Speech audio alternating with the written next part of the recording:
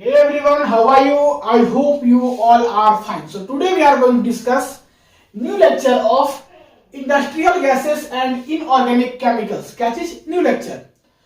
तो इसका हम लोग प्रीवियस एक दो क्लास कर चुके हैं. यहाँ पे हम लोग नया लेक्चर डिस्कस करने वाले हैं और इस नए लेक्चर में हम लोग डिस्कस करने वाले हैं नए इनऑर्गेनिक केमिकल्स के बारे में. तो जब हम चैप्टर स्टार्ट किए थे तो बता दिए थे आपको कि सबसे फर्स्ट इनऑर्गेनिक केमिकल्स को कवर कर लेते हैं, उसके बाद फिर हम लोग इंडस्ट्रियल गैसेस को पढ़ेंगे. ठीक है, तो चलिए हम लोग स्टार्ट करते हैं. नेक्स्ट हम लोग पीछे जो हाइड्रोक्लोरिक एसिड के बारे में क्या किए हैं, डिस्कस कर चुके हैं. नेक्स्ट आपका इनऑर्गेनिक केमिकल्स है that is HNO3 that is nitric acid. इसके बारे में हम लोग कुछ बेसिक बातें कर लेते हैं, उसके बाद फिर इसका फिजिकल और केमिकल प्रॉपर्टी आज के क्लास में देख लेंगे. तो ये होता है आपका कलरलेस. कैसा होता है? कलरलेस होता है. नेक्स्ट ये फ्यूमिंग नेचर का होता है और हाई कोरोसिव लिक्विड होता है. ठीक है, अगर हम बात करें इसका फ्रीजिंग पॉइंट का तो इसका फ्रीजिंग पॉइंट होता है -42 डिग्री सेल्सियस. वही अगर हम बात करें इसको फ़ारेनहाइट में तो ये होता है -44 डिग्री फ़ारेनहाइट. अगर हम बात करें इसका बॉइलिंग पॉइंट तो इसका बॉइलिंग पॉइंट होता है 83 डिग्री सेल्सियस और वही अगर इसको हम फ़ारेनहाइट में कन्वर्ट करें तो -180 डिग्री फ़ारेनहाइट इसका क्या होता है, बॉइलिंग पॉइंट होता है. It is common laboratory reagent. जो हम लोग रिएजेंट यूज करते हैं लेबोरेटरीज में तो उसमें से एक कॉमन लेबोरेटरी रिएजेंट आपका क्या है, नाइट्रिक एसिड है. और ये इंपॉर्टेंट है आपका इंडस्ट्रियल केमिकल्स में भी. क्यों? वहां पे सिंथेसिस करने के लिए, वहां पे मैन्युफैक्चरिंग करने के लिए किसका, फर्टिलाइजर्स का और एक्सप्लोसिव का. It is toxic. ये कैसा होता है, toxic and can cause severe burn. क्या कर सकता है, सेवर बर्न कर सकता है. तो ये हुआ इसके बारे में बेसिक बातें. अब जो है हम लोग इसका पढ़ेंगे फिजिकल और केमिकल प्रॉपर्टीज. तो वीडियो को यहीं पॉज कीजिए, पॉज करके नोट कर लीजिए. हम लोग बात करते हैं physical and chemical property of क्या, नाइट्रिक एसिड. तो फटाक से वीडियो को पॉज कीजिए, हम लोग देखते हैं नेक्स्ट फिजिकल प्रॉपर्टी. कर लिए, चलिए मिटाते हैं. अब हम लोग बात करते हैं इसका फिजिकल प्रॉपर्टी. क्या चीज, फिजिकल प्रॉपर्टी. तो फिजिकल प्रॉपर्टी बहुत ही इंपॉर्टेंट है, एग्जाम में डायरेक्ट पूछा जाता है. थोड़ा ध्यान से देखिएगा. इसका सबसे फर्स्ट फिजिकल प्रॉपर्टी है nitric acid is found in liquid having acid. Acid का क्या मतलब होता है, एसिड का मतलब होता है तीखा. तीखा का मतलब समझते हो ना, तो वही एसिड होता है. पनगेट. पनगेट का क्या मतलब होता है, ये एक ऐसा चीज है जिसका कि स्मेल और ऑर्डर जो है ना वो अनप्लीजेंट होता है. कैसा, अनप्लीजेंट. और सफोकेटिंग्स ऑर्डर. सफोकेटिंग्स ऑर्डर मतलब कि इसका जैसे ही आप स्मेल लीजिएगा ना तो आपको घुटन घुटन टाइप का फील होगा, मतलब कि आपको थोड़ा अकबकाहट टाइप का फील होगा. तो ये ऐसा कुछ होता है कैरेक्टर का. इसका सबसे फर्स्ट फिजिकल प्रॉपर्टी. आप बस थोड़ा इसको ध्यान से समझिए, इसमें आपको रटना नहीं है. There are various concentrations. क्या होता है, वेरियस कंसंट्रेशंस होता है नाइट्रिक एसिड का. ठीक है, दिस आर कलरलेस. ये कलरलेस भी होता है, येलो भी होता है, रेड भी होता है. और ये कलरलेस होगा कि येलो होगा कि रेड होगा ये डिपेंड करेगा कि इसका कंसंट्रेशन कितना है. ठीक है, डिफरेंट डिफरेंट कंसंट्रेशन पे डिफरेंट डिफरेंट कलर शो करेगा. जनरली ये कलरलेस ही होता है, बट अगर कंसंट्रेशन हम चेंज करें तो ये अलग अलग कंसंट्रेशन पे अलग अलग कलर शो करता है. अब हम बात करते हैं कि ये जो है अप्रोक्सीमेटली 68% वाटर में होता है. वही बात लिखा हुआ है, the industrial grade is approximately 68% in water. Commercial grade is approximately 52 से लेकर के 68% के बीच में, बिटवीन डाटा बताया गया है. ठीक है, उसके बाद फिर देखिए also fuming nitric acid is approximately 86% और हाइयर. अगर आपका 86% और उससे ज्यादा कंसंट्रेशन है नाइट्रिक एसिड का तो उसको क्या बोलेंगे, फ्यूमिंग नाइट्रिक एसिड. और अगर कंसंट्रेशन अबव 95% है तो उसको हम लोग बोलेंगे व्हाइट फ्यूमिंग और रेड फ्यूमिंग नाइट्रिक एसिड. इस लाइन को अच्छे से समझिए आप. अगर आपका कंसंट्रेशन नाइट्रिक एसिड का 86% और 86% से ज्यादा है तो उसको बोलेंगे फ्यूमिंग नाइट्रिक एसिड. ठीक है, और अगर आपका कंसंट्रेशन 95% और 95% से अबव है तो उसको बोलेंगे व्हाइट फ्यूमिंग और रेड फ्यूमिंग नाइट्रिक एसिड. ठीक है, अब हम बात करते हैं नेक्स्ट. इसका जो पीएच वैल्यू होता है नाइट्रिक एसिड का अप्रोक्सीमेटली कितना होता है, 3.01. कितना होता है, 3.01. नेक्स्ट इसका फिजिकल प्रॉपर्टी है कि इसका मोलर मास जो होता है वो होता है 6.63.01 ग्राम पर मोल. और इसका वही डेंसिटी की बात करें तो 1.51 ग्राम पर सेंटीमीटर क्यूब इसका क्या होता है, डेंसिटी होता है। नेक्स्ट बात करते हैं इसका boiling point. Boiling point 83 degree Celsius और मेल्टिंग पॉइंट इसका होता है -42 डिग्री सेल्सियस। इस मेल्टिंग पॉइंट को आपको अगर फ़ारेनहाइट में कन्वर्ट करने के लिए कहेगा तो कितना होता है, -44 डिग्री फ़ारेनहाइट, जो कि अभी हम ऊपर देखे हैं।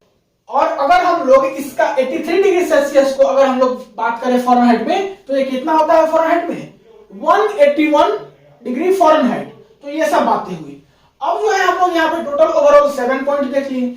आपको 7 पॉइंट को बस समझ लेना है, याद नहीं करना है, क्योंकि आपसे एग्जाम में पूछेगा तो इस 7 में से जो आपको 3-4 अच्छा लगे उसको आपको क्या करना है, लिख देना है। अब हम लोग बात करते हैं इसका chemical property. Physical property finish, अब क्या देखेंगे हम लोग, केमिकल प्रॉपर्टी। तो वीडियो को पॉज करके नोट कीजिए, हम लोग देखते हैं केमिकल प्रॉपर्टी को। 1 2 3 मिटाएंगे, जल्दी नोट कर लीजिए। कर लिए, चलिए मिटाते हैं। अब हम बात करते हैं इसका केमिकल प्रॉपर्टी। क्या चीज, केमिकल प्रॉपर्टी। तो केमिकल प्रॉपर्टी बड़ा ही इंपॉर्टेंट है, थोड़ा ध्यान से देखिएगा। सबसे फर्स्ट केमिकल प्रॉपर्टी जो है वो है इसका स्टेबिलिटी। देखिए जनरली जो है आपका नाइट्रिक एसिड अनस्टेबल होता है। जनरली क्या, नाइट्रिक एसिड अनस्टेबल ही होता है, ठीक है। जैसे ही इसको हम डिकम्पोज करते हैं, means in the presence of heat, इसको हम ब्रेक करते हैं तो क्या होता है, स्टेबल होता है। तो इसका रिएक्शन क्या कहता है, सुनिए। देखिए नाइट्रिक एसिड अंडरगोज डिकम्पोजिशन, जैसे ही डिकम्पोजिशन करते हैं in the presence of heat तो ये जाके ब्रेक होता है nitrogen dioxide, oxygen and water में। वही रिएक्शंस यहाँ पे दिखा रहे हैं कि आपका हम लिए नाइट्रिक एसिड, इसको हम लोग हीट किए तो जाके आपका बना 4NO2 that is nitrogen dioxide, O2 oxygen और वाटर बना। आप हमेशा याद रखना कि आप रिएक्शन समझने के लिए ऐसे लिख लो, लेकिन हमेशा आपको प्रयास करना है कि इसको हमको बैलेंस करके ही रिएक्शंस को लिखना है, ठीक है। अब हम बात करते हैं इसका सेकंड प्रॉपर्टी, दैट इज कि ये एसिडिक प्रॉपर्टी शो करता है। कैसा शो करता है, एसिडिक प्रॉपर्टी। इसके लिए हम कुछ कुछ टेस्ट भी आपको बताएंगे कैसे कैसे पता करें ये एसिडिक प्रॉपर्टी शो करता है। सबसे पहले ये जान लीजिए कि ये स्ट्रॉन्ग एसिड होता है। कौन, HNO3। ये जो है आयोनाइज होता है किसमें, वो देखिए HNO3 को जब हम आयोनाइज करते हैं तो ये H+ और NO3- में ये आयोनाइज होता है, ठीक है। अब ये स्ट्रॉन्ग एसिड होता है। अब ये एसिड कैसे होता है, कैसे पता करेंगे। तो सबसे फर्स्ट आपको action of blue litmus paper करना होगा। जैसे ही आप ब्लू लिटमस पेपर के साथ इसका एक्शन कीजिएगा तो ये किस में कन्वर्ट कर देगा, ब्लू लिटमस पेपर को कन्वर्ट कर देगा रेड में। तो ये क्या कंफर्म करता है, ये एसिडिक कैरेक्टर का होता है। Second, action of alkali. Alkali के साथ अगर आप रिएक्शंस कीजिएगा तो ये क्या करेगा, it neutralises alkali to give salt and water. आपको सॉल्ट और वाटर दे देगा। तो हम यहाँ पे HNO3 लिए, इसका अल्कली के साथ रिएक्शंस कराए तो यहाँ देखिए NaNO3 सॉल्ट मिल रहा है और साथ ही साथ वाटर मिल रहा है। इसका नेक्स्ट हम लोग क्या टेस्ट करेंगे, action of metallic carbonate and bicarbonate. एक बार आपको कार्बोनेट के साथ रिएक्शंस कराना है और एक बार बाइकार्बोनेट के साथ रिएक्शंस कराना है। तो आप लोग नाइट्रिक एसिड का जब क्या कीजिएगा, डिकम्पोज कीजिएगा मेटालिक कार्बोनेट और बाइकार्बोनेट के साथ तो जाके आपको क्या मिलेगा, सो देखिए। जैसे ही आप इसको क्या कीजिएगा, एक बार हम क्या लेते हैं, एक बार हम लेते हैं आपका मेटालिक कार्बोनेट। ये मेटालिक कार्बोनेट है, इसका रिएक्शन HNO3 के साथ कराएं तो यहां से जाके मिला 2NaNO3 और साथ ही साथ बनेगा CO2 और H2O। वही अगर हम लोग इसका बाइकार्बोनेट के साथ रिएक्शंस कराएं, ये है क्या, बाइकार्बोनेट, और ये है आपका नाइट्रिक एसिड, तो जाके आपको मिलेगा NaNO3 CO2 और साथ ही साथ H2O। नेक्स्ट है आपका कि अगर आप इसका मेटालिक ऑक्साइड के साथ अगर आपका इसका एक्शन कराते हैं तो होगा क्या कि it reacts with metallic oxide to give क्या देगा, करस्पॉन्डिंग सॉल्ट एंड वाटर। आप रिएक्शंस पे देख सकते हो, ये है आपका मेटालिक ऑक्साइड, इसका रिएक्शंस कर रहे हैं हम लोग किसके साथ, नाइट्रिक एसिड के साथ। तो ये हमको दे रहा है CaNO3 का होल ट्वाइस दैट इज की सॉल्ट, और साथ ही साथ हमको क्या मिल रहा है, वाटर मिल रहा है। तो उम्मीद करते हैं कि ये दो केमिकल प्रॉपर्टीज आपको समझ में आया होगा। और भी इसका केमिकल प्रॉपर्टीज होता है, तो फटाक से वीडियो को पॉज कीजिए और नोट कीजिए। हम लोग देखते हैं इसका नेक्स्ट केमिकल प्रॉपर्टी, ठीक है। तो जल्दी इस वीडियो को नोट कीजिए।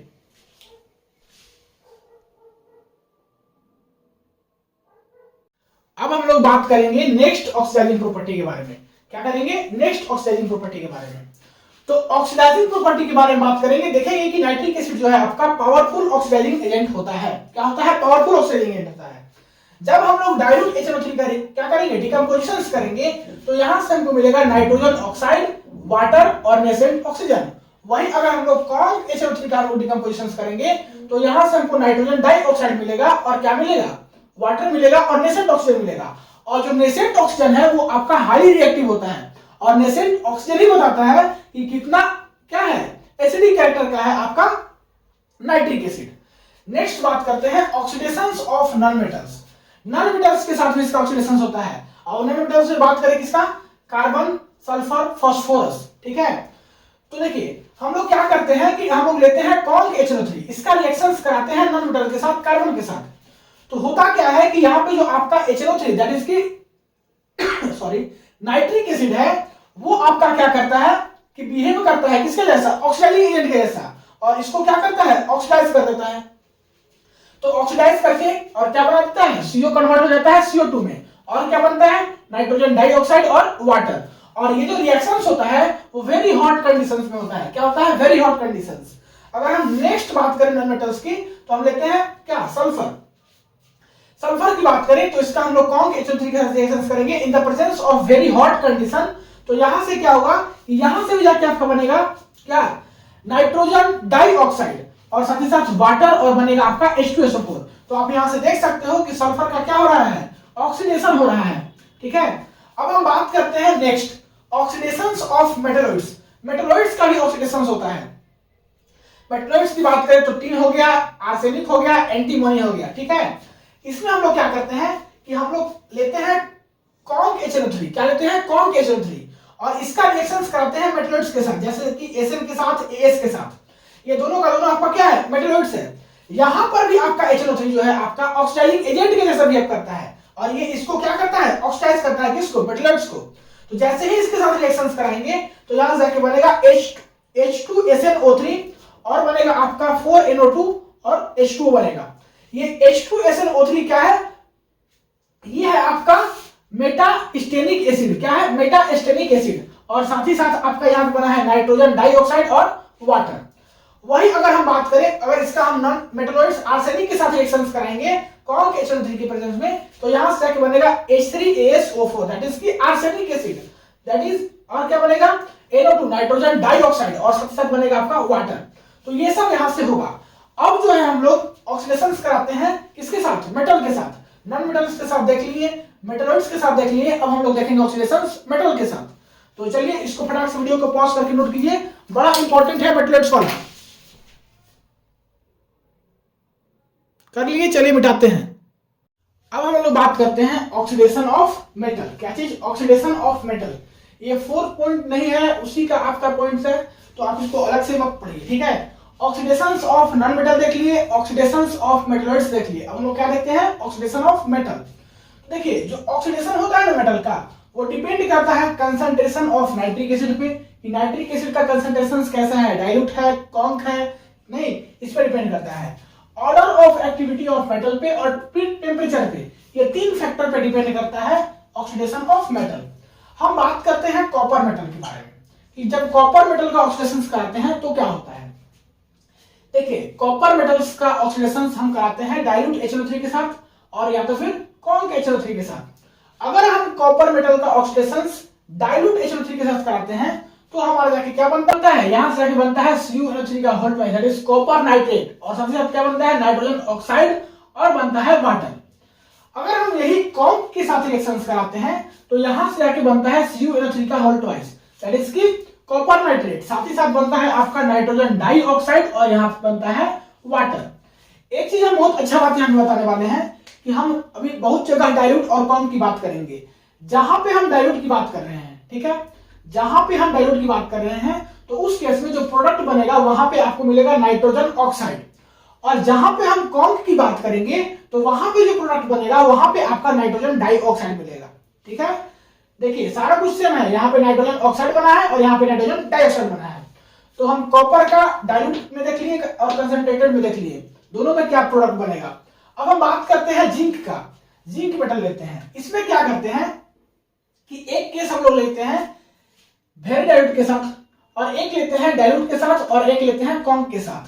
तो जिंक का रिएक्शन हम लोग करा रहे हैं वेरी डाइल्यूट HNO3 के साथ, तो यहां से बनेगा ZnNO3 का होल ट्वाइस वाटर, और साथ ही साथ बनता है NH4NO3, ठीक है, NH4NO3।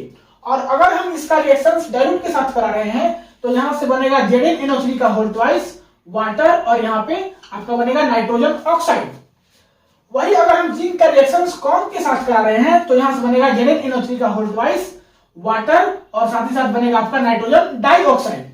तो डाइल्यूट और कॉम के केस में देखिए सिंगल वही कंडीशन है। डाइल्यूट के केस में क्या बना NO बना, कॉम के केस में क्या बना NO2 बना, और अगर वेरी डाइल्यूट है तो क्या बन रहा है NH4NO3। तो ये वेरी डाइल्यूट वाला कंडीशन का थोड़ा सा यहाँ पे देख लीजिएगा, नया है आपके लिए। एक्शन ऑफ मैग्नीशियम, अगर मैग्नीशियम के साथ रिएक्शन कराएं तो मैग्नीशियम के साथ अगर रिएक्शन कराएं वेरी डाइल्यूट का तो क्या बनेगा, मैग्नीशियम के साथ रिएक्शन कराएं वेरी डाइल्यूट HNO3 के साथ तो क्या बनेगा MgNO3 का होल ट्वाइस और साथ ही साथ H2 गैस बनेगा। सेम कंडीशंस होता है मैंगनीज के लिए, जैसे मैग्नीशियम के लिए होता है वैसे ही मैंगनीज के लिए होता है। इसका भी रिएक्शंस अगर हम करा रहे हैं किसके लिए वेरी डाइल्यूट में HNO3 के साथ तो क्या बनेगा MnNO3 का होल ट्वाइस और H2 गैस बनेगा। अब हम बात करते हैं कि ऑक्सीडेशंस करा रहे हैं हम लोग कंपाउंड का, किसी भी कुछ कंपाउंड का हम लोग क्या कराते हैं ऑक्सीडेशंस कराते हैं। जैसे कंपाउंड हो गया H2S Ki FeSO4। तो चलिए हम लोग देखते हैं H2S का हम लोग क्या करते हैं ऑक्सीडेशंस कराते हैं, क्योंकि ये हमारा बिहेव करता है ऑक्सीडाइजिंग एजेंट के जैसा और ये इसका क्या करता है ऑक्सीडेशन करता है। तो जैसे ही हम इसका ऑक्सीडेशन कराते हैं तो जाके हमको प्रोडक्ट बनता है 2H2O 2NO2 और साथ साथ सल्फर। वही अगर हम बात करें कि आई के साथ रिएक्शन कराते हैं नाइट्रिक एसिड का तो जाके हमारा बनता है KNO3 और साथ ही साथ बनता है नाइट्रोजन ऑक्साइड और बनता है वाटर। तो ये हुआ आपका मेटल्स के साथ रिएक्शन। मेटल के साथ रिएक्शन समझ में आ गया होगा तो एक दो और केमिकल्स रिएक्शंस है उसको देख लेते हैं। उसके बाद फिर हम लोग जो है क्या करेंगे इस वीडियो को यहीं पे पॉज कर देंगे, नेक्स्ट क्लास में इसके आगे वाला चीज को क्या करेंगे स्टडी करेंगे। तो फटाक से एक दो और केमिकल प्रॉपर्टीज है उसको क्या कीजिए देख लीजिए, वीडियो को पॉज करके नोट कीजिए, इसको हम मिटाएंगे। नोट कर लिए, चलिए मिटाते हैं 1 2 3। अब हम लोग बात करते हैं next chemical property that is action of aqua regia. क्या चीज action of aqua regia. Aqua regia बात करें एक्वा रेगिया का कि एक्वा रेगिया होता क्या है। एक्वा रेगिया एक लैटिन वर्ड है जिसका कि मतलब होता है रॉयल वाटर। क्या मतलब होता है रॉयल वाटर। लेकिन आपको बता दें कि इसमें एक भी वाटर का मॉलिक्यूल्स प्रेजेंट नहीं होता है, ठीक है। एक्वा रेगिया एक्चुअली में आपका कॉन्ग HCl और HNO3 का क्या होता है मिक्सचर होता है, और ये जो मिक्सचर होता है वो 3:1 रेशियो में होता है। मींस आपके पास 3 HCl रहेगा तो 1 HNO3 रहेगा, ठीक है। This mixture is capable of dissolving noble metals like gold and platinums. और ये जो मिक्सचर है ना वो क्या होता है कैपेबल होता है डिसॉल्व करने के लिए नोबल मेटल्स को, और नोबल मेटल्स क्या है गोल्ड और प्लेटिनम्स। इसी के चलते इसको हम लोग बोलते हैं रॉयल वाटर। रॉयल वाटर का क्या मतलब होता है क्योंकि ये रॉयल मेटल्स को डिसॉल्व करता है। रॉयल मेटल्स क्या है गोल्ड एंड प्लेटिनम्स, उसको ये डिसॉल्व करता है, इसीलिए इसको हम बोलते हैं रॉयल वाटर, ठीक है। देखिए आपको जनरली मालूम होगा कि गोल्ड और आपका प्लेटिनम जो है वो जल्दी किसी भी चीज से रिएक्ट नहीं करता है, लेकिन यहाँ पे जो है एक्वा रेगिया के साथ ये रिएक्ट करता है, इसीलिए इसको बोला जाता है नोबल वाटर, ठीक है। तो इसका आप रिएक्शन समझने का प्रयास कीजिए। 3HCl है HNO3 के साथ रिएक्शन किया तो यहां से आपका बना रहा है वाटर, साथ ही साथ बना रहा है नाइट्रोसिल क्लोराइड और बना रहा है आपका क्लोरीन, ये बनाया।